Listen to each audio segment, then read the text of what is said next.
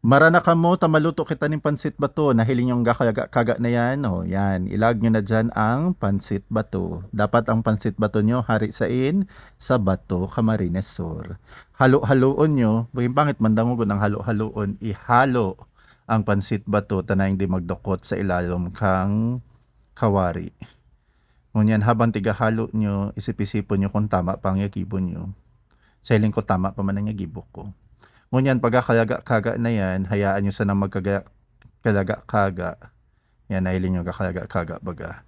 Aba na bangkan, mahiling nyo, dakula na yung pansit bato. Sa day kasabag o wasak-wasak ngunyan, dakula na ang pansit bato. Halo sa naning halo, siguraduhon na niyahalo nyo ning maayos na hindi magdukot sa ilalom. Yan ang satuyang pansit bato hari sa Bato, Camarines Sur na paboritong kauno ning mga Bicolano. Pag okay na, kung gusto nyo may sabaw, lagan nyo ning petchay, tananing mas masilam. Yung petchay, bahala na kamo kung gusto nyong dakula, saday ang pakapadpad. Ngunyan, ihalo nyo na utro. Ako ang gusto ko ng pansit bato ko, may sabaw. Tananing, ikan ka nang hihigupon. May pansit ka na, may hihigupon ka pa. Yan. So, ngunyan, luto na ang satuyang pansit bato.